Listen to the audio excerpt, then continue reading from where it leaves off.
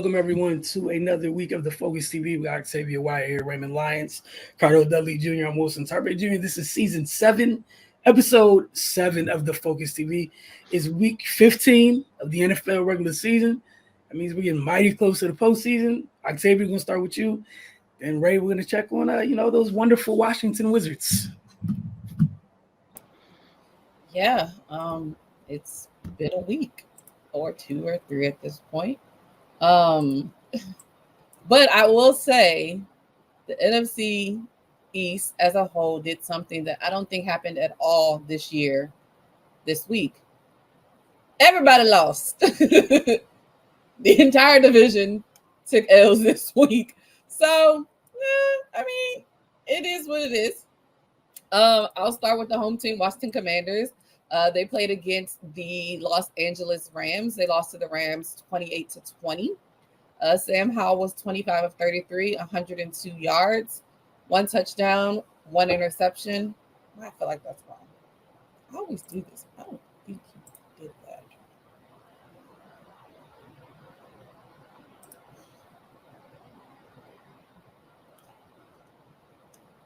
Oh, no, you did. I'm sorry. 1 touchdown, 1 interception. 3 carries for 22 yards, and he was sacked once. Jacoby Brissett actually got some playing time in this game as well. He was 8 of 10 for 124 yards, 2 touchdown passes, 2 carries for 9 yards. Chris Rodriguez Jr. had 10 carries for 35 yards. Terry McLaurin had 6 receptions for 141 yards and 1 touchdown. And Curtis Samuels had 5 receptions for 41 yards, and he had 2 touchdowns. So it sounds like it was a lot going on, but it happened way too late in the game for them. Something doesn't sound right in my brain, but 2, 1, 3. Okay. It was just typical Washington at this point. They have officially been eliminated from the playoffs. I mean, we knew it was inevitable, but it has now been official. Definitely Terry McLaurin's best game of the season. Again, he had 141 yards and a touchdown, very close to a second touchdown, where he caught a bomb and he ended up being down at the 1-yard line. Then there were some questionable play calls after that, but they were eventually able to get the ball into Curtis Samuels for a touchdown. So it wasn't terrible in that aspect, but again, most of this came very late in the game, where it was kind of, I don't want to say obvious, but obvious that the Rams kind of took their foot off the gas. At one point, it was 20-0 when Washington came back and scored another touchdown to make it 20-7. And the Rams just marched down the field again and scored again, and it ended up being 28-7 at that point. There were times when Aaron Donald looked like he was out of the game that's a great picture, that he was taken out of the game, just because they felt like the game was in hand. But he did have to get back in there when it kind of started to get a little bit closer. And he was definitely pivotal for their run defense. He stopped multiple up-the-gut runs while they did those multiple times. And it did not pan out well for the Washington Commanders in that aspect. Granted, like I said, it sounds like their offense did really well. But they've pretty much regressed over the last couple of weeks from where they were at. Washington has scored a combined 45 points in the past 3 games. And again, they just scored 20 in this one. So 25 split between the other 2 games. Hasn't been looking great. Again, I don't think Sam Howell was terrible. Of course, he just looks like he was rushing. You could tell he's nervous from being hit. He's thinking a lot. He's trying to figure out how fast he needs to get the ball out. Is he holding the ball too long? So they did put in a veteran, Jacoby Brissett, and he was able to get 2 touchdowns for them to get them closer in the game. But ultimately, the better team won in this aspect. Their defense was terrible. The secondary has been an issue all year, and we know what they've done up front at times. They've been really good up front ever since Montez Sweat and Chase Young exited the building. It has been a lot different, but they've still had, flashes of it with Daron Payne and Jonathan Allen.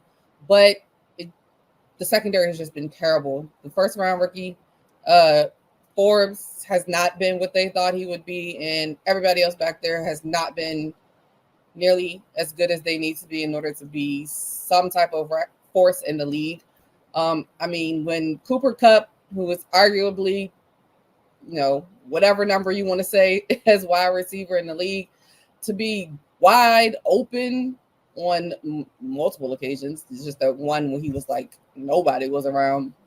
It's just not how a Washington team can go out there and win a game. With them being officially eliminated from the playoff contention, I'm just interested to see in what happens for the rest of the year, who plays, who doesn't play, and how long it takes for Ron Rivera to pack his things and not come back to Washington and move back wherever he was at, because I'm sure he's over it. And I'm sure a lot of fans are over it as well, that regime will undoubtedly come to an end. They play on Sunday, and they'll play against the Jets. I'm a little different with it because I don't know who's going to win. I don't know which team is worse, but at least I know the Jets have a good defense. But I don't know what's going to happen. But yeah, sucks for both of them because I believe the Jets have also been eliminated from playoff contention. So really neither one of them are playing for much outside of pride and hopefully to put some good tape out there to possibly figure out where they're going to be next year. I will go to the New York Giants next. The New York Giants have come down off of their wave, whatever you want to call it. They played against the New Orleans Saints this week and lost to the Saints 24-6.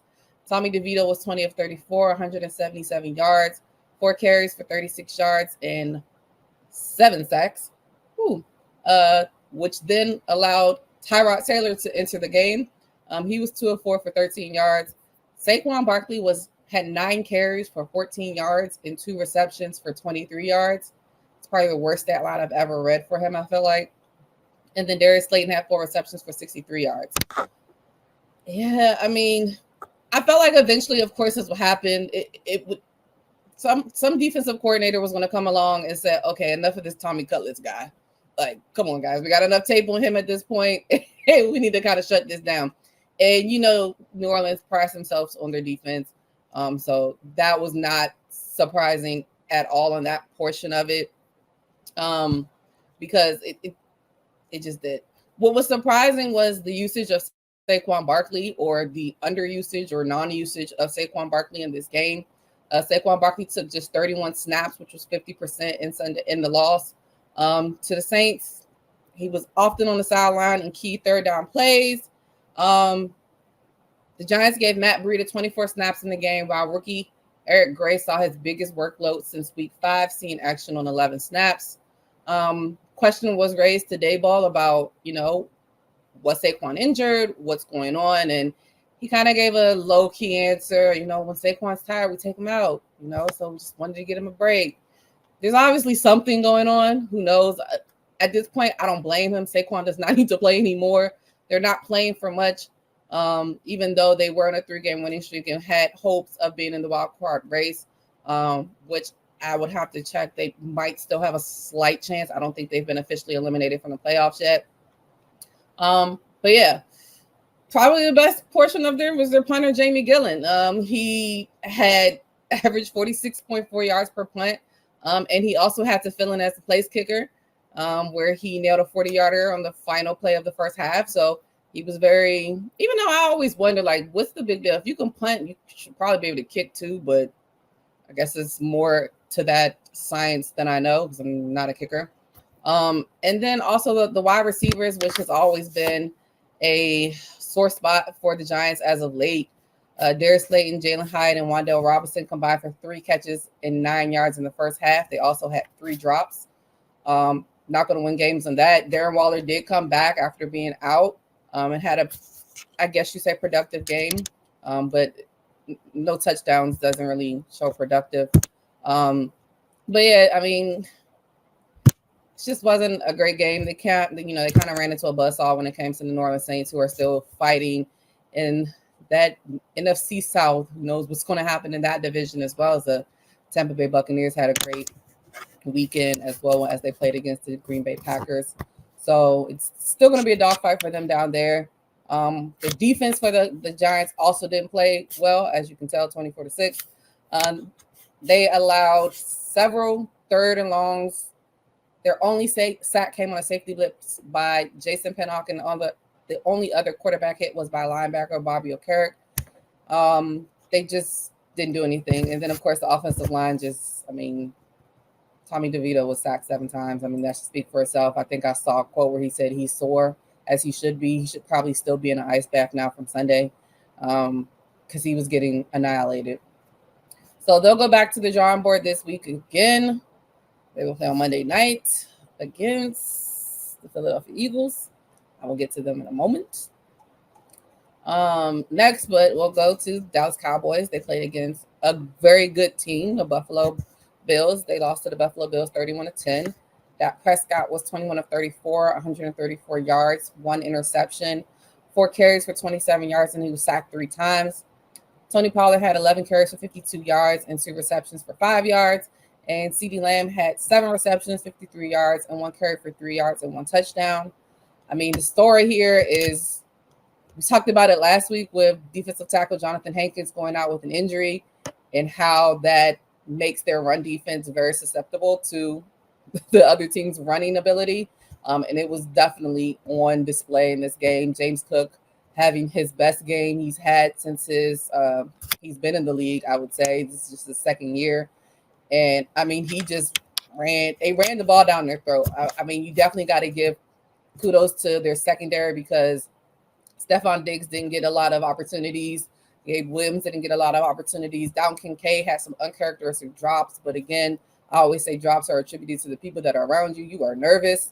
So they were able to hold their own, but just up front, they just weren't able to do anything. Michael Parsons was kind of taken out of the game by the Buffalo Bills offensive plays that they schemed up for this game. And it was just, it wasn't easy to watch. Another great part for them, as we just talked about, the punter for the Giants is definitely got to be the kicker for the Cowboys. Again, you know, he has made 31 straight field goal attempts to open his career. He had a 32-yard in the second quarter, and he has made, I mean, pretty much any kick that you put out there for him, he's made it. I think he's missed a couple of extra points, but as far as field goals, he is on a streak with that. And at these times, you pretty much need anything you can get. Dak Prescott, I don't think he played terrible. I know everybody will spin the regular narrative. He threw for just 134 yards and failed to throw a touchdown pass for the first time since week 1, while also throwing his first interception since week 10. So he's been lights out, as we know. He's been the top of the MVP conversation, and they just ran into a team that just is tired of being the butt of jokes, to be completely honest. As we know, Buffalo has been going through it as well. And they just decided to really not take it in this game. CeeDee Lamb had a good game, even though, it didn't equate to a win. But the Cowboys as an offensive unit had 195 yards of offense, and Lamb was responsible for almost 1/3 of those yards. And we're so used to seeing that spread the ball around to Brandon Cooks, Jake Ferguson, Michael Gallup, Tony Pollard, even Rico Dowdle has gotten a lot of play recently as well. So it was just different to see that not be the case in this game. But yeah, I mean, granted, like I said, it's a tough loss for them, but it by no means takes them out of contention for anything. They actually clinched a playoff berth before the game even started.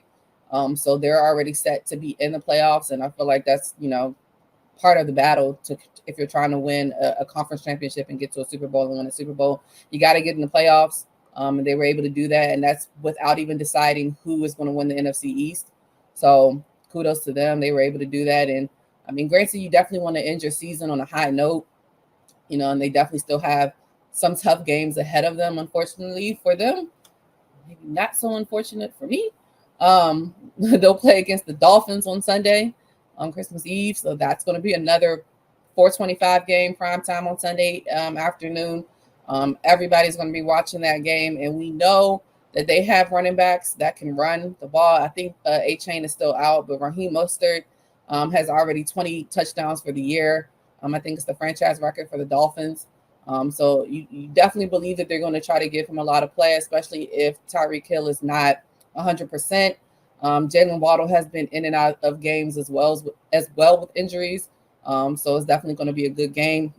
Last thing to touch on, I know with the Cowboys is we talk about it kind of off on is their penalties. That was another kind of big thing that kind of took them out the game. In the first 30 minutes, the Cowboys had 3 penalties that led to 3 Bills touchdowns. Without those penalties, it could have been a different game. It's hard when you get behind, and as people have said, this is not me, but as people have said, the Cowboys are a team that wins from in front, and it's hard when you're already in a 3 touchdown deficit and your defense isn't really able to kind of get you back in the game, and the offense isn't doing anything either. But they'll have another opportunity. They'll play against the Dolphins this Sunday at 4:25. Now to probably the worst team in the NFC East, Philadelphia Eagles. I want to start this off by giving a quick story behind this. I play in a pick'em league on CBS Pool Pick. I've been playing in it for years at this point. It's a weekly pick'em pool. You pick to see who wins the games, and whoever gets the most wins gets the pot at the end of the week. I've been playing in this for, like I said, about 3 years, faithfully, $20 every week for an entire season. And I've never won, ever in my life. This weekend, I was in first place. I had a game up on everybody, and I just needed the Philadelphia Eagles to win. That's all I needed. And unfortunately, they did not win. But they did not win. So with them not winning, there were 3 other people that were in second that picked Seattle. So that then caused us to be in a 4-way tie. And the 4-way tie then goes to points. So whoever picked the closest to the final combined total points would win the pot. I decided to choose 38 this week, guys. And the combined score was 37. So I had a bittersweet moment. My team lost, but I won $2,600 in a pool play for the first time ever. So I'm a little indifferent this week. Not as upset because at this point, there's nothing really to be upset about. Philadelphia Eagles played against the Seattle Seahawks. They lost to the Seahawks 20-17. Jalen Hurts was 17 of 31, 143 yards, 2 interceptions, 13 carries for 82 yards and 2 rushing touchdowns, 0 sacks.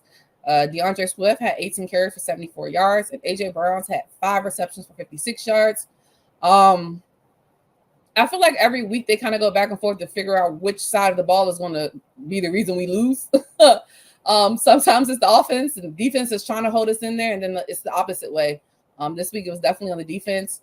Granted, don't get me wrong, the offense definitely had some portions in there that they could have changed the game around, as well as the defense. So it's a little bit of both as well.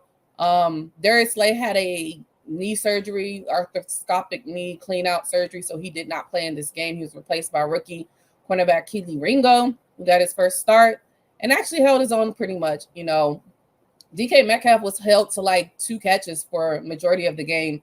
And so I guess everybody, I feel like this is the second time this happened with the team that played against the Seattle Seahawks. They just forget that DK is DK and just decide to leave him alone in the most pivotal points of the game, which makes absolutely no sense. But he, Keely Ringo did pretty well. He had 3 solo tackles, a run stuff for no gain, and a key pass breakup. So as a rookie, even though they lost the game, I'm pretty sure he's happy with his play.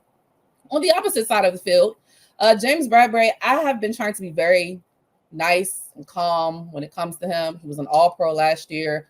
We know the struggles he had when he was in New York, and those struggles are creeping back in. You would have thought that they would have picked on Keely Ringo being a rookie.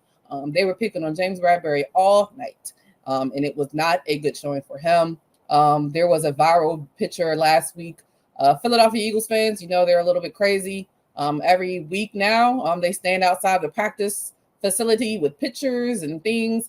Somebody actually stood there and had 2 metal trash cans and had it said no place lay and Bradbury on the trash cans. Outside of it, calling them trash, and it's not good right now.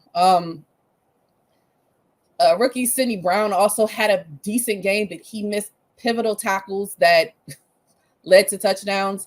For the defense couldn't tackle to save their life. I don't know. There was many opportunities where Kenneth Walker was able to get out of the grasp of a player where they should have been, he should have been down for a loss or a minimum game at that. Jalen Hurts had flu-like symptoms, whatever you want to call it. He gutted it out. He was able to play. He had a pretty decent game. Ran the ball well. The offense moved the ball up and down the field. They didn't make key mistakes like they did last week. It's just that they should have been able to score more points than 17, to be honest. And the defense, had somebody decided not to stop to do something. Granted, missed calls happen all the time. There was a pivotal pass interference call that could have changed the game as well. But those things happen. Can't blame it on the referees. Shouldn't have been in the situation in the first place. It's not good right now. They're on a 3-game losing streak. Luckily for them, they also clinched a playoff berth as well before their game started. So they're already in the playoffs. The Dallas Cowboys and the Philadelphia Eagles are tied in record. Also, they split their season. And the only thing I think that can change anything is just depending on, both teams have fairly decent games for the rest of the year. But the Philadelphia Eagles have all NFC games. And the Cowboys, I know they play AFC next week. I can't think who they play after that. So it's definitely going to come down to their record in the conference to figure out who's going to get the win. Is the NFC East title champ, because we already know who's going to be the number 1 seed in the NFC. That's already, I don't know if it's official, but I'm making it official. It's going to happen. But yeah, they don't look right. Quietly, they replaced the defensive coordinator, Sean Desai. He's been replaced by Matt Patricia, who's now calling the defensive plays. And I think he actually did a pretty decent job, just based off of how bad the defense has been the last couple of weeks as well.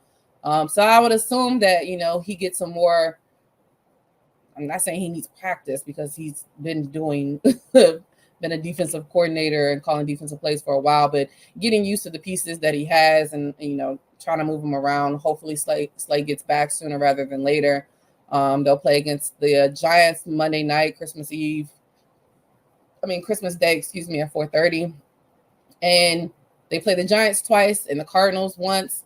And I've said it multiple times on here, those division games are always a toss-up, and I'm sure the Giants are looking for a lot of get back as well. They lost 3 times last year to the Philadelphia Eagles in blowout fashion, so it's definitely not going to be a gimme, especially the way that team is playing. So it's definitely going to still be a struggle. And again, like I said about the Cowboys, you want to finish the season strong, so hopefully they're able to do that. If not, I'm ready for NBA season to start. Like, I'm almost over it. All right, we're gonna go from the sad affairs of the NFC East to hey, look, man, we're gonna talk about the Wizards. So the theme's probably the vibe's gonna stay the same. Go ahead, Ray.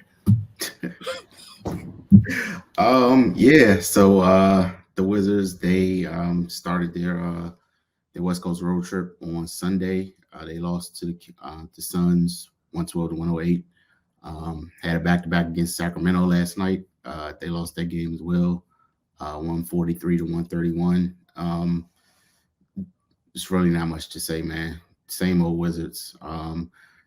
Sunday they came out, played reasonably well for most of the game. Then kind of in the third quarter, things got away from them. Their defense went to hell. Their offense kind of followed suit. We were talking during Outlook. It was a pivotal stretch in that game when they took the ball out of Tyus Jones' hands and, had Jordan Poole kind of orchestrating the offense. And, yeah, that turned out pretty much how you would expect it to. The fluidity was gone. They weren't getting easy looks. Saw some turnovers, bad shots, and that just led to a monstrous third quarter by the Suns, and they took control of the game and never relinquished it. And even down the stretch of that game in the fourth quarter, the Wizards' shot selection just did them in, and they weren't able to get the win. Last night, the Kings just decided not even to waste time and jumped on them from the beginning. Yeah, man. And another monster third quarter from the other team. Kings had 46 points in the third quarter last night, and that's all she wrote, man. When you're giving up that many points, coming off a 39-point quarter, I mean, you're not going to win a basketball game that way. It's that 85 points in 2 quarters. Yeah, no defense, no resistance as usual. Trying to have a track meet against a young team with athletes, it's not going to work. Sabonis had his way. We talk about the Wizards' lack of depth up front pretty often, and how Gav, and shout out to Gav, man, he's in there battling every night, fighting for his life, but guys got to help, or it's just going to continue to go this way. But yeah, man, this season is already in the toilet. They're 4-22. It's no coming back from that. At this point, I just want to see Bilal play 35 minutes a game and just see how good he can get this year. Other than that, man, it's really not much to look forward to, just being honest. They're coming into the season, people expected Kyle Kuzma and Jordan Poole to kind of, shoulder the leadership role and, and lead the way. And they themselves said that was the opportunity that they wanted. They have it, and they're not doing much with it. So yeah, when your 2 guys who are supposed to be the guys are underperforming, it is not much hope for you at that point. We talk about the lack of leadership, the lack of a strong voice in the locker room. And I think that leads to some of the issues we're seeing. Like, Gav, he had 26 and 17 on Sunday. I'm pretty sure that's his best game as a pro. And he had it going. And during that stretch where the Wizards were losing control of the game, the broadcast pointed out they missed him on like back-to-back plays, rolling to the basket wide open. You got a teammate that's having a game like that. You got to continue to see how much you can carry that. So yeah, man, they'll be on the West for 2 more games, I believe. Then they'll be back home. We were talking about them possibly going 2-2 out there. Might be over at this point. But it is what it is, man. Keep tuning in on Outlook. If they give us something else to talk about, we'll talk about it. But at this point, it's doom and gloom, man. Yeah, they'll be finishing up the road trip out west with the Trailblazers and then the Warriors. So it's another back-to-back Thursday and then Friday night. And look, man, like you said, it's been tough. It's just been tough. There's not another way to say it. What we're gonna do is take our first breakdown. When we get back, check with Cardell, talk some GW basketball, some Maryland basketball, and rapid fire soon to follow. Also got a quick little DC United update for you all. You're watching the Focus TV. We will return in just a few seconds.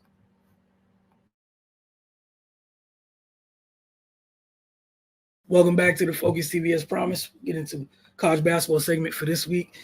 This week, Cardell is not in the gym. He is with us. What's GW been up to? Yeah, smacking people, destroying people, honestly. As most of college basketball, cross college basketball for the most part, they kind of had a long break through the finals, and that's been the case for George Washington last Tuesday. They dominated Bowie State. For those that may not know, Bowie State is a local D2 program, the DMV, long history, always, for the most part, contending for CIAA championships, competing for national on the Division II national tournament and whatnot. So they kind of are a dominant resident D2 program. They came to DC to face George Washington, and George Washington handled business. They showed them that it's different up here at the D1 level, man. They won 88-73, but that score doesn't begin to show how the game went. At one point, GW was up 34 points with 9:44 left in the game before, both coaches pretty much empty the benches, so to speak. And then, the reserves kind of made the score as respectable as possible. After with the win, GW improved to 9-2 in the season and is in the two-way tie with St. Joseph for first place in the A10. George Washington, like I said, is in the middle of a break for finals, but they will return to action this Thursday, December 21st, for a 2 p.m. battle versus Alcorn State, live on ESPN Plus at 2 p.m. And it will be their final non-conference game of the season before A10 conference play begins. And if people haven't been paying attention, don't take my word for it. Get on ESPN, go on the A10 website, just look at the standings. Non-conference play in the A10 is about to be hell. Seriously, whoever come out of this thing like this, I won't be shocked if the NCAA committee get about 3 or 4 teams from the conference in it. Like, that's how loaded they are. And you got to thank, the St. Joe's and all those guys for playing the Kentucky's tough and, getting some big wins in a non-conference schedule, man. And now it's time to beat each other up. So we're gonna see who the last man standing coming from there, and then as the A10 conference tournament, which I believe is still in Brooklyn this year, fast approaches. Like you said, we're quietly getting to that part of the college basketball season where it's time within the conferences. Everyone's going to eat their own and see who survives for the big dance on the other side. George Washington, Maryland women also, the last time we spoke, they played James Madison. They had played Towson. They'll be playing James Madison Wednesday at 2 p.m. at the Xfinity Center after a little bit of a break, looking to push their current 6-game win streak to 7. And after that, they're going to jump back into conference play. They played Northwestern already to open conference play last week, 2 weeks ago. But they'll be jumping into the meat of that schedule just a little bit. They were happy to let everybody know that I want to say February 3rd game against Iowa is already sold out. The Xfinity Center, the last time it's been sold out on the women's side was when I think UConn came here in 2016. Cardell, you and I were in the building for that one. It was a while back, but looking forward to that. But again, conference play. Like Cardell said, man, we're going to see who survives it all. A quick update from DC United. Told you I'll keep you guys updated as we go. MLS Super Draft today. The 7th overall pick in the 2024 MLS Super Draft, the Black and Red selected Jacob Morrell from Georgetown University. Morrell scored 18 goals and had 8 assists, 40 appearances, 34 of which were starts for the Hoyas from 2022 to 2023. In the 2023 season, he scored 11 goals and tallied 4 assists in 19 appearances. Should Morrell decide to remain at Georgetown, DC United will retain his rights until 2025, per Stephen Goff of the Washington Post. In the second round of the draft, with the 36th overall pick, DC United selected midfielder Brandon Parrish from Clemson University. Parrish scored 8 goals and had 5 assists in 67 appearances from 2020 to 2023. In the 2023 season, Parrish recorded 4 goals and 2 assists in 18 appearances. One of those goals was a hell of a goal. Get over DC United's Twitter page to check that out. Later in the second round, DC selected Sacramento Republic FC defender Aldair Sanchez with the 49th overall selection. They've acquired his MLS rights. He currently remains under contract with Sacramento Republic FC. Sanchez spent 2 seasons at UNC Chapel Hill from 2020 to 2021. In the third round of the draft, the Black and Red selected University of Wisconsin goalkeeper Nathan Crockford. That was with the 65th overall pick. The keeper out of Wisconsin, 17 starts in the 2023 season, had 43 saves. Obviously won't be walking into a starting gig here, but this is just the beginning for these young players. You still got to go see if you can make the team. It's congratulations on being drafted. It gets real from here on out. And for DC United, again, the transfer window is already open. As mentioned, some of the trades they've already made the last time we spoke. So I'll continue to provide updates as we go, as MLS all season continues to go forward. And then, sooner or later, and training camp's going to start. Going to be right back. See how DC United looks under this new regime. We're going to take our second break, and when we return, we'll jump into rapid fire.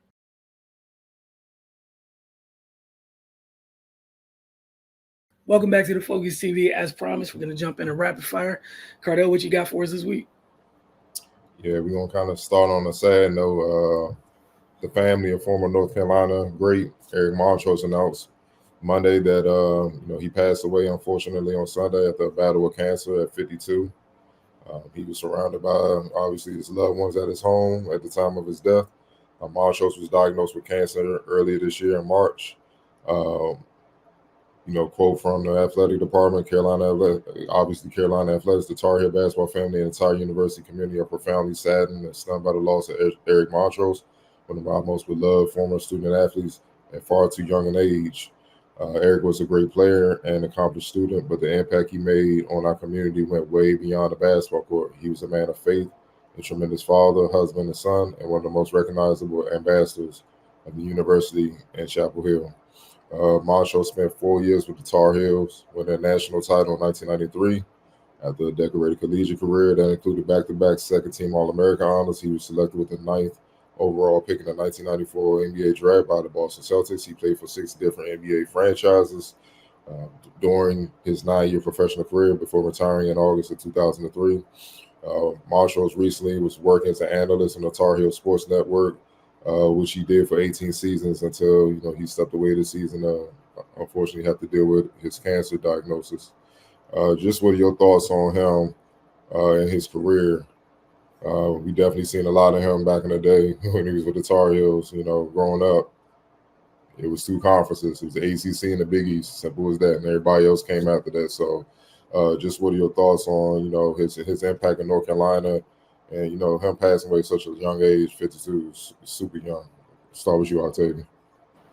Yeah, I think you said it. You said a lot. Like it was just him back in the day, and it's always definitely super sad when somebody dies and passes away from cancer. As we know, cancer is just a terrible disease that is running rapid. But yeah, I mean, he was, like they all said, a top tier player, playing for Dean Smith from 1990 to 1994. And he was just a hard player, and to see what he means to that university speaks volumes. It shows you the type of player as well as the type of man that he was. Anybody who works in the broadcast field as well as somebody that I know has, real broadcast field, is somebody that that knows the game, is able to talk about it, is able to, bring some insight and things that casual fans wouldn't know about. So it's definitely sad, for him and his family, especially like you said, at a very young age, where I mean, some people are really just getting their foot in the door, and really starting to kind of stay in that niche of their new career. So it's definitely sad to hear that happened. So, just my prayers and wishes to his family. Right. Yeah, it's tough, man. Of course, for a guy to have that type of impact at, one of the most storied programs in college basketball history. I mean, the resume speaks for itself. And like you said, man, 52 is way too young, to be talking about somebody passing away. And yeah, just prayers to all his friends and family and, everybody that knew him and was close. But like every time, something like this happen, even if it's an older player, it just makes me wish that this disrespect of past generations will just go away, because these people not gonna be here forever. And they need to be appreciated, why they're here. And honoring them will help people that maybe weren't even alive to see what they did. It will help educate them about the game instead of getting what we get now. Just because what we have now is what you're seeing, that don't make it the best. And it's just a lot of education that's being missed. And that's just on the basketball side of it. But on the personal side, I can only imagine what what that community in North Carolina is going through. He's basically been a part of of UNC for 30 plus years at this point. So yeah, man, it's just terrible news, man. And yeah, it really wasn't good to see that the other day. So yeah, prayers to him and his family. And yeah, man, just we need to start appreciating people more, because that was he brought a title to North Carolina. Like, it don't get no bigger than that in college basketball, man. So yeah, just sucks all the way around. Wilson. Man, as you guys have said, definitely prayers to his family and his loved ones. Man, that was again the first thing I thought about is my childhood. Like, Eric Montrose was huge in ACC. I know some people, like Ray said, like to do this thing where you Google somebody and be like, oh, well, they didn't do whatever in the NBA.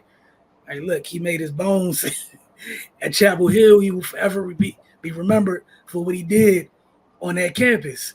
You know, that whole thing back in the day, big men on campus. Yeah, he's one of those dudes that really was embodied that. There was a lot of, like, Dean Smith had a lot of very, very gifted teams, very good teams. Right? The teams he was on during his time in Chapel Hill, especially the last two. And what I liked about him was he didn't hit the ground running. It was a slow grind to what he was his junior and senior year. And it, as Ray said, it culminated in the best way possible. He was huge for that. He was huge for that team. And they had horses on that team. But I feel like growing up, everybody knew Eric Montrose was. Like, watching college basketball, like, you knew. You had to know who Eric Montrose was, especially, like you said, Cardell. It was a two conference race those days. You had those two, and then whatever's out west. But he was huge at UNC. And as Ray said, I wholeheartedly agree with every word you shared about people just taking the time to learn about folks from before, acknowledging them, appreciating them. But yeah, man, definitely sad and big loss to Chapel Hill. Yeah, definitely prayers up for him and his family. I mean, he's one of the greatest big men to play for the Tar Heels, period. I had to look it up. I mean, besides, being all ACC, all American or whatnot, through his 4-year career against my beloved Maryland Terps, he was 8-1, including his last 2 years, 5-0, including like a 40-point L in the ACC tournament. That was the ball way in the beginning of Gary Williams, man. They were dominant. And for people to understand how nice he was, his last year as a senior, he made Rasheed Wallace have to wait his turn. And Rasheed Wallace was one of the most talented, gifted power forwards to ever play the game. And he had to wait his turn, you know what I'm saying? Like, now, you get the keys when I'm gone, big fella. You know what I'm saying? We all know Rasheed did that, man. It's just, like you said, right? Start 105 of 139 games, almost 2,000 points in his career, almost 1,000, 59 rebounds, short of 1,000 rebounds. It's just dominance, man. That was during the era where the All-American, All-Conference guys, they stayed in school all 3-4 years. So you had to see them. So you was coming in as a young boy, you know what I'm saying? Like, you had to deal with some hitters, and they've been there a while. They seasoned, they grown men, they know what to do. And you're going to get served a little bit. You're going to have to take your lumps until you learn. And that's just what it was. And like you said, Ray, man, my motto, man, the OG's got the answers to the test, man. And you got to cherish these dudes because, like, he gone. So think about with him now transitioning, you can't have a conversation with him about his experiences playing for the great Dean Smith, or what was Jerry Stackhouse and Jeff McInnes and Rasheed Wallace like as young boys, and you was just saying, what was they like? How you whip them into shape? What was the wars like when the legendary Tar Heels came back doing summer pickups? How was that? Like, you know what I'm saying? Like, how you don't get that information no more because he's gone. But meanwhile, you got people that rather ish on him because I guess maybe he ain't turned out to be an all-time great NBA big man or whatnot and when he was drafted. And that's not the case, man. He put in work. If anything, that just goes to show you how real the NBA is. It's a tough league. It's a tough league, to crack, man. So, and just a fun fact before we move on, man. Went to the same high school as Greg Oden and Mike Conley. You see what I'm saying? Like, He one of those all-time great Indiana high school basketball players too. He was McDonald's All-American. So 7 foot 270. And that also shows you how they be trying to say guys are bigger and stronger. No, y'all weren't. No, they're not. No. Real NBA caliber centers in college, all 4 years, you had to deal with that. And that's before you even proved if you belong at the NBA level or overseas or something.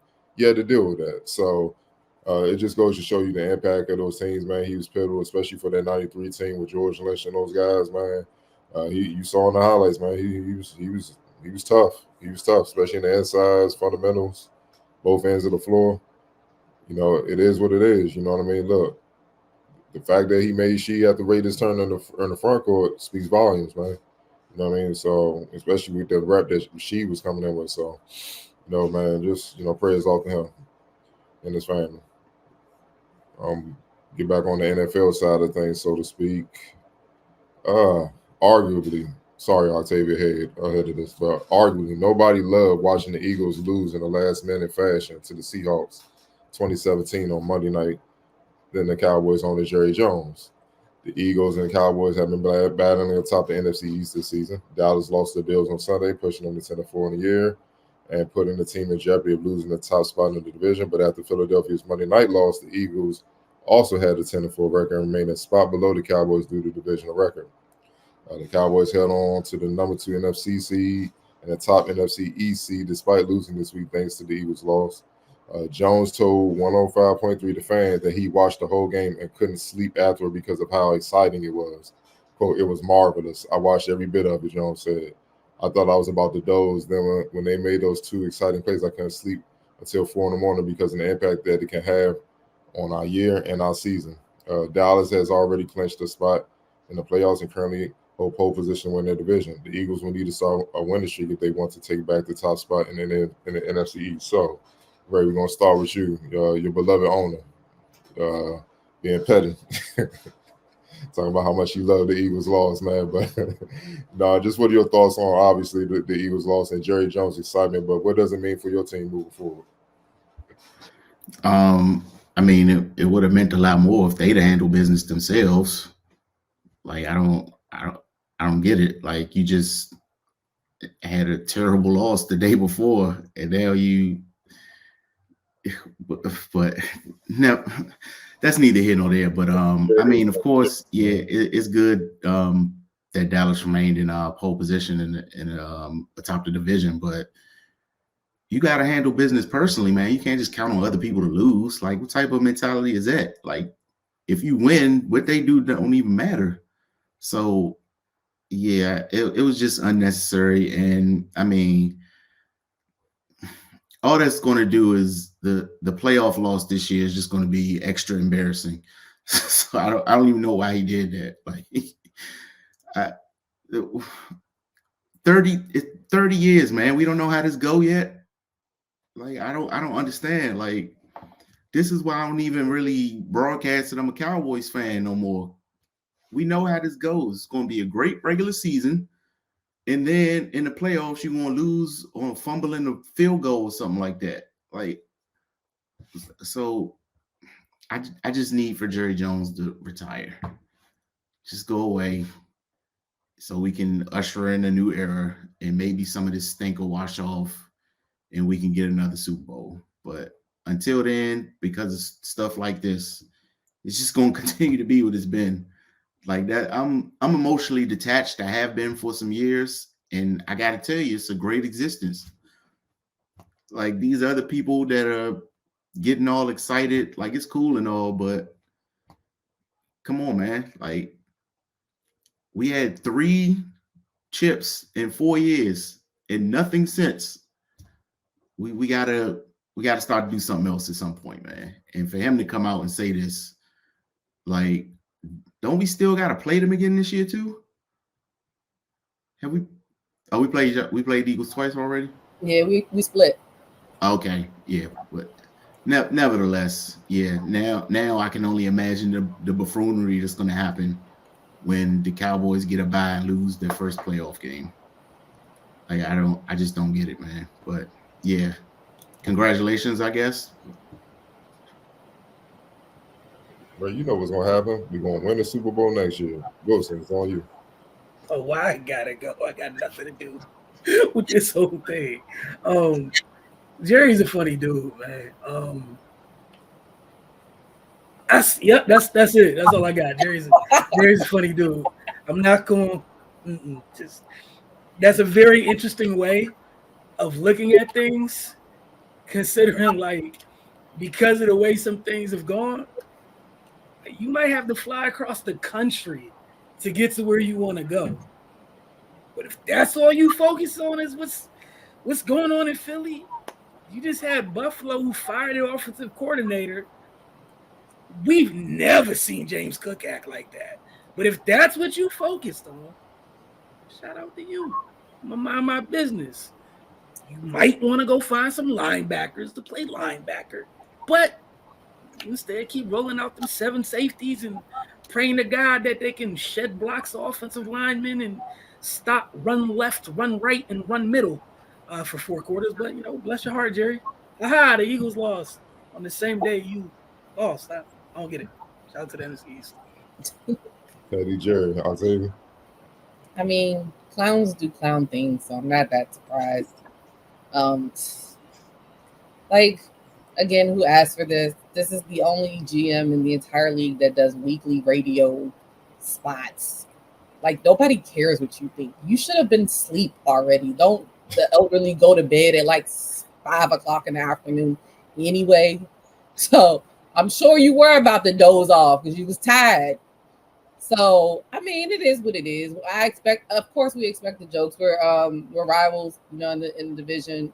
It is what it is, but it would have been better coming from, actually, no. I was going to say it would have been better coming from a player because I think that's still whack too. But, I mean, everybody secretly wants their rival to lose, but it's just clown behavior to come out. I'm so excited.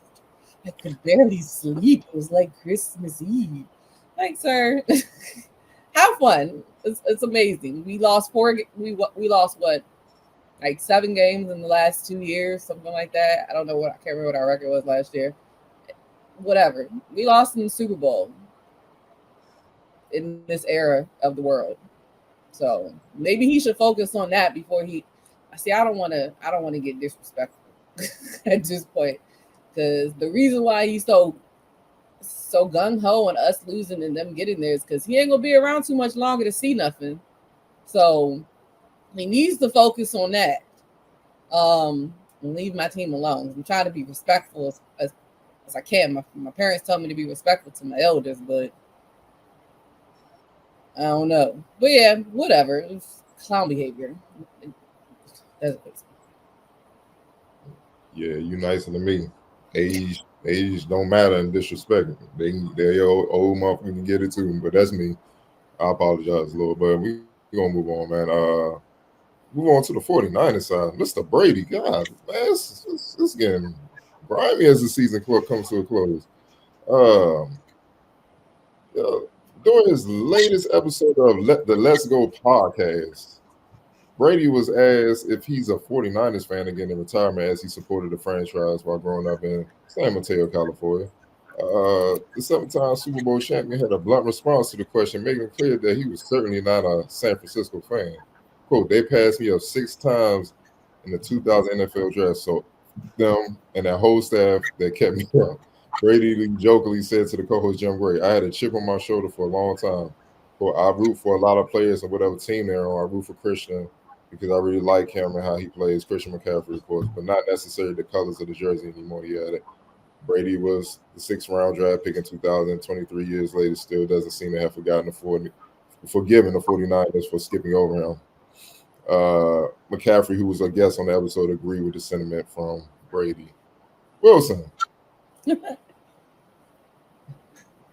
Why Brady on your team, man? All right, so you want to know why he really mad? And I don't know why he just don't puff out his chest and say it. Why are you mad? Man? He mad because he had an opportunity to get down with the get down. But his agent reps his homeboy. I guess he ain't want to move his homeboy out of his homeboy spot. So apparently, after who did what they did in 2019 in a very big game, Thomas was trying to slide through, and they chose, some folks in the building said they wanted Tom. There's some other stuff where the agent wasn't trying to move his other client out of the building in favor of his first client. So either way, Tom mad that he wanted to slide through. He wasn't able to come through. And Tom just talks a lot these days. But shout out to Tom. I'm happy for him. I don't care. Be mad. Keep the chip. But I'm not going to be petty today because there's also been several different times this year when you wax poetically about wishing you played in that offense. So I'm going to let you cook. You can be mad. That's the regime you want to talk about. Go crazy. I didn't like them folks either when you was drafted. I'm not mad at you. We got something in common. But, you're fine, Tom. Cook. Whatever works. I'll tell you. I mean, all I can say is stand on business, I guess. I mean, that's how you feel. It's how you feel. I mean, I feel like we all got our weird things. Like I'll use this as an example. It's a girl I used to work with, and she used to steal my accounts, and that used to really make me mad. I'll never like her. Like, I don't care. Like, it ain't got nothing to do with nothing, and I'm just never gonna like her. So I kind of feel like that's what this is. I just never liked them for whatever reason. I'm just never gonna like them. So I mean, great.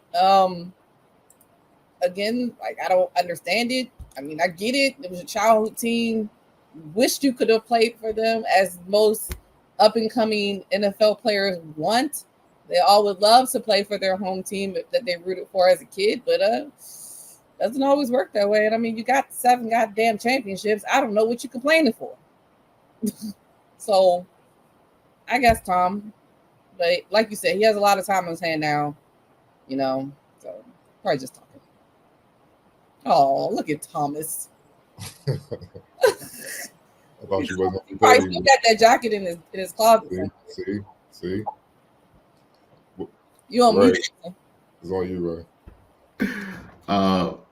Yeah. Old man Tom is funny. But I mean, yeah, it's just weird, man. Like, dog, that's 20 plus years ago, bro. You still that mad after everything you've accomplished? But I guess. And then even the situation Wilson brought up, he won a championship after that. So, yeah, I didn't get it, but hey, man, if that's how you feel, that's how you feel. But yeah, they need to start making podcast equipment cost $10 billion. It's just too much at this point. Everybody don't need to talk in front of a mic. Are we gonna end this one? On this one, we had to go to this one, but it's gonna be a little different. Draymond Green is one of the few players in the modern era to, I guess, bring the physicality somewhere we used to see in the NBA, but it's pretty clear he goes too far, and even some older veterans agree the full-time champion has crossed the line this season. Discussing Green on Here You Go, Ray, a new podcast, the OGs, Udonis Haslam, went into details about how Green had gone too far. Quote, Draymond, man, you're out of pocket. And I F with Draymond Green. There's only so many warriors in this league, guys that are going to take that tech, going to take that foul and protect their teammates, but we don't start that ish. We don't start that ish. We don't start it. We ain't bullies. We don't look for it. We don't initiate it. We are guys that prevent it. We are guys to protect our teammates. So, man, I got a lot of respect for Draymond, man, but right now, Draymond tripping. Haslam also suggests that Green is specifically targeting certain players who won't respond to altercations, effectively bullying. Quote, people think he's crazy. I think he's smart because he knows who he's messing with, Haslam said. He choked out Gobert. He hit Nurkic. He's messing with people who really aren't going to do nothing back. Green is currently under indefinite suspension following his hit to Yusuf Nurkic of the Phoenix Suns. He reportedly expected to miss at least 3 weeks during this indefinite NBA suspension, according to Joe Dumars in the NBA. Going back, Octavia, we're going to start with you. What are your thoughts on Udonis Haslam? A two-part question. What are your thoughts on Udonis Haslam speaking on, the Draymond incident? And then what are your thoughts on Draymond just being a habitual line stepper? As far as Udonis, I personally do agree that Draymond does pick his people. Um, not to say that I don't think that I think he would have this same energy at times, depending on situations with whoever. But I think he escalates it with the ones that he knows not really gonna do much. I mean, Nurkic half the time not even on the floor because he's been injured so much. I'm surprised he's played in as many games as he has this year.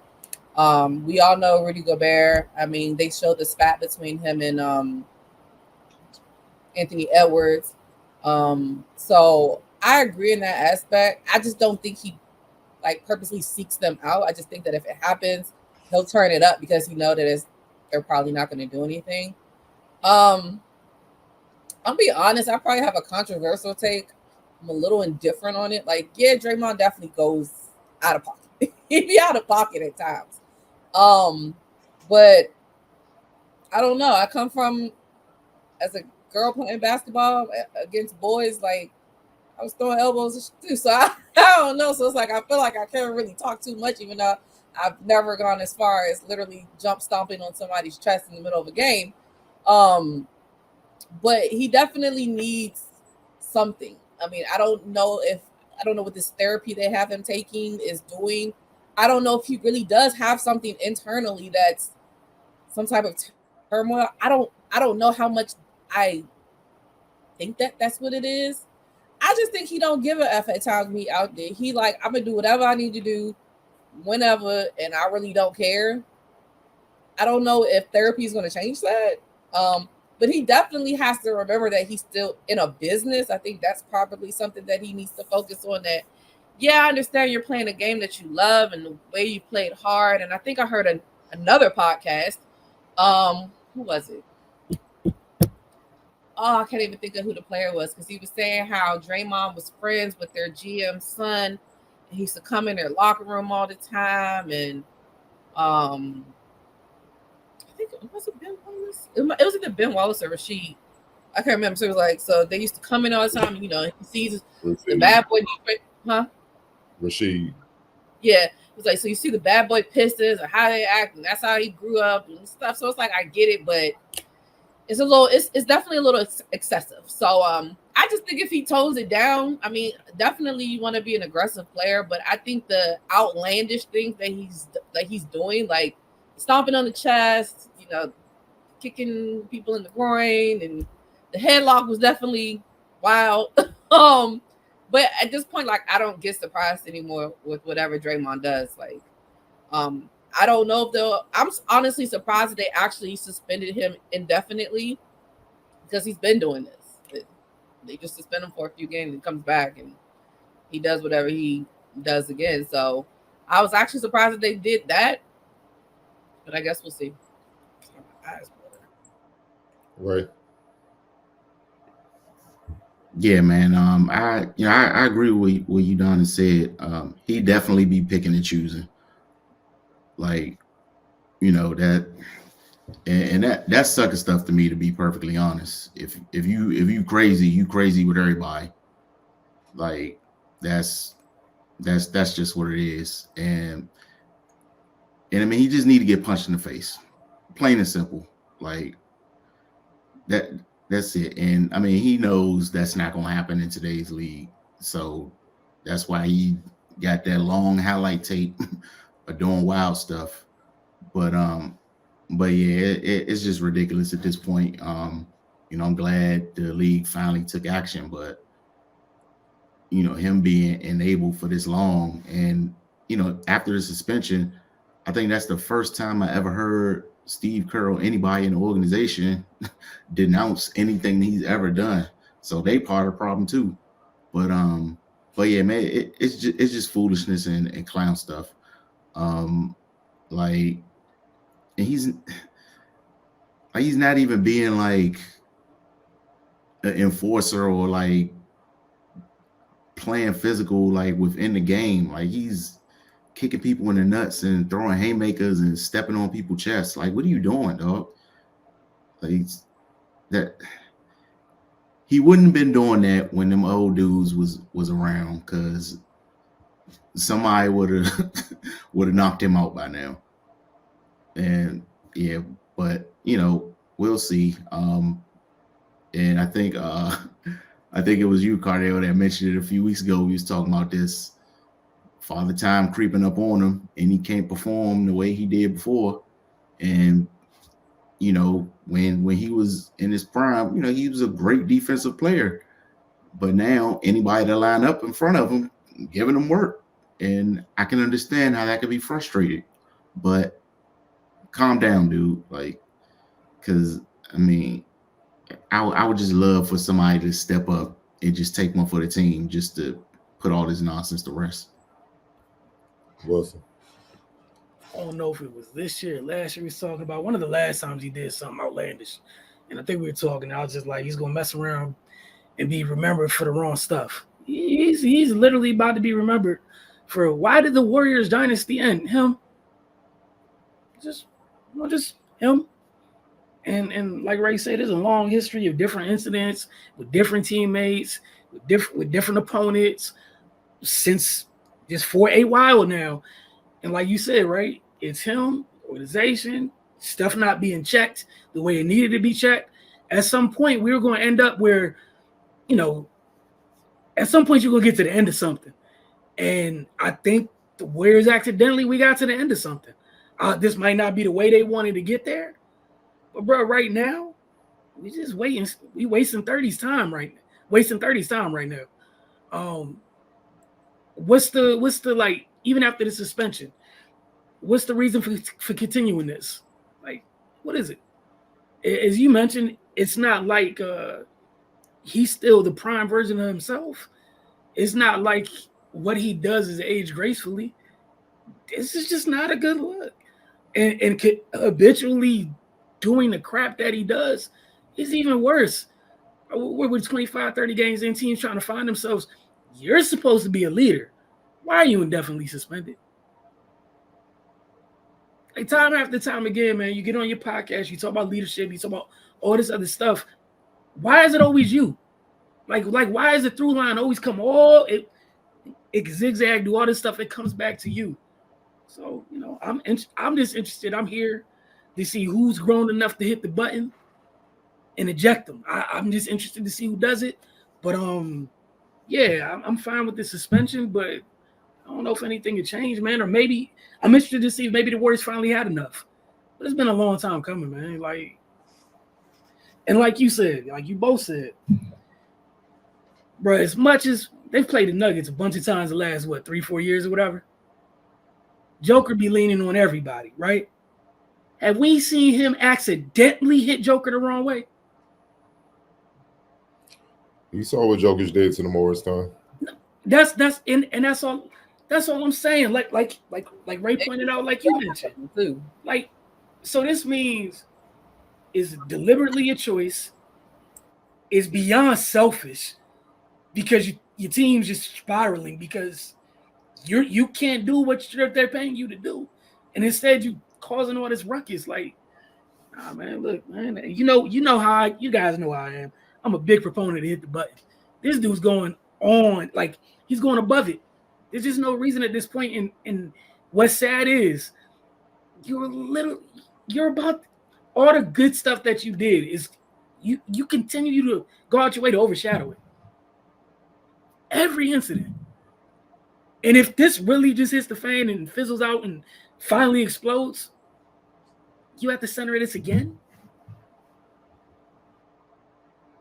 Well, I'm gonna start with I'm kind of tired of seeing some players, past players, try to justify the stuff with Draymond, the suspension and all that. Like that's really irritating me because if he hit you, you wouldn't be feeling like that one. And it's honestly the players who is known for being on BS throughout their careers that's justifying it. So that's the problem. That's the problem. That's why he feels he can continue to act like that because it is no consequence for him because I feel like the Warriors have failed in that regard where they didn't check him early. That's why people was coming at Steph Curry like, what's up with your leadership? Why ain't you checking your boy or whatnot? But that's not Steph Curry's personality. You know what I mean? You can't expect him to do that. But even with that being said, you still taking the focus away from the person most responsible, Draymond Green. He got to be responsible for himself. yes, he's picking and choosing who he want to deal with. I've always felt that way. He's picking and choosing guys that either can't afford to get into it with him or won't get into it with him, and that's sucker shit. It is. You can't pick and choose. You either that or you not.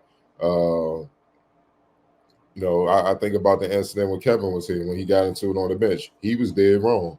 If anybody's going to get the last shot, it should be KD and Steph or Clay. Why are you bringing it up trying to be the hero? You were dead wrong. And KD's clap his hand like, give me the ball, rightfully so, and then you bug out and stuff like that. See, really right then and there, me even who I am, I would have stole you right there.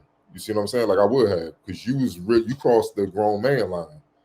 You kicking dudes in the balls, you stepping on their chest.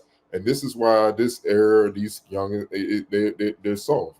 Because maybe you step on somebody and they hurt from the moment, they ain't going to get you. Back in the day, a teammate would knock your ass. Somebody's going to get you. And then it's just going to be on after that. But bottom line is you will know that won't be tolerated. You know what I'm saying? And even if it's somebody, like a goon or something like that that's on a thin line with the league. I like what Kenyon Martin said, because I've actually done this in the game where guys are being extra throwing fit, elbows. I will go to the ref, and he said he did this. I will go to the ref like, look, man, if you don't check homie, I'm gonna knock his ass out. I'm gonna give you a warning.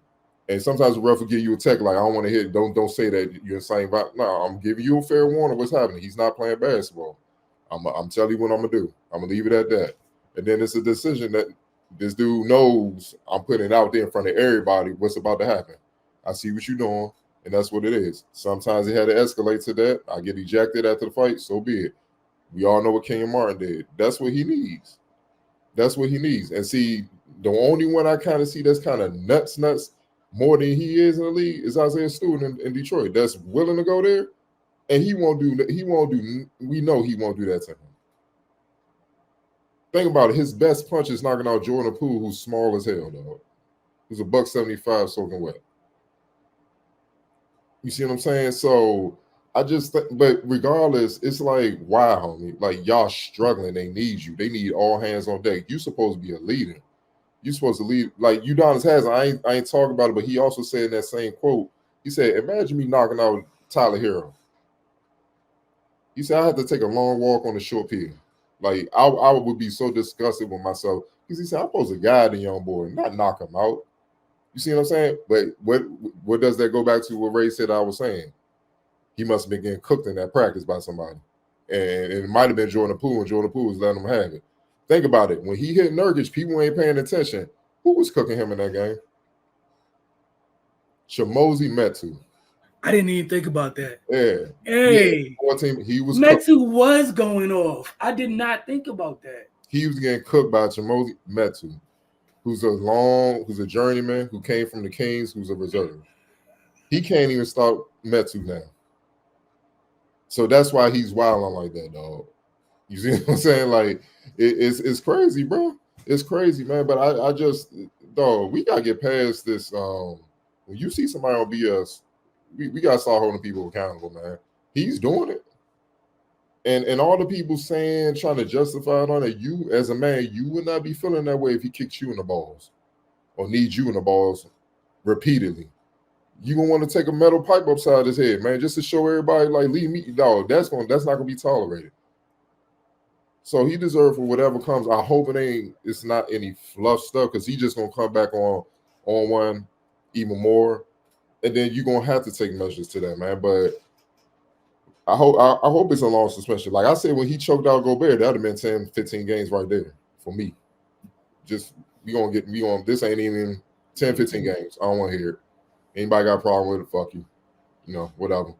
But this time, you might have to see that Ja Morant type suspension, dog. Like, you might have to disappear, because we got to send a message, dog. You can't just be going around doing that because you no longer can play at the level you once did, and you're frustrated that your team is underperforming. Be a leader, figure it out. That's what Hall of Famers do, right? I rest my case. It's on you, Wilson. At least that's what I heard on, that several of them podcast episodes preaching about leadership that, leadership this. Bro, he been quiet on that podcast. That's on. Ain't nothing to talk about. Like has he even been doing any episodes? It's crazy. New media, baby. If they would all only follow his lead right now, just for a little while. Hey, bro, it's crazy. You literally about to be the. It's going to be you. We're going to look back. They're going to have a 30 for 30. What broke up the Warriors? And it's a good. They're just going to play highlight clips of you wilding out. And one people justifying it. I don't want to hear none of that, dog. If he chokes you and drags you in a chokehold across the court, I know me personally, it would never end. It would never end. Every time I see you, I'm gonna swing on you. Especially when you came from behind and all that, and it was already kind of breaking up. You just wanted to do some foul shit. That's sucker shit to me. That's what that is, man. That's sucker shit, dog. That ain't had nothing to do. And then go after Jaden McDaniels, who was rumbling. Like, go after him. You won't go after the dude that was breaking it. Come on, man. Jaden might swing back. We don't want that. Look, man, I want to thank y'all for tuning in this week. We will get up with y'all soon. Enjoy the holidays. Don't forget, get over to thefocustv.com. Don't forget Wednesday mornings as early as 9:30 a.m. If you got a Roku television device, all you have to do is add the channel, the search box, type in the Focus TV, double tap OK. Channel has been added. We'll see y'all soon. Y'all have a good one.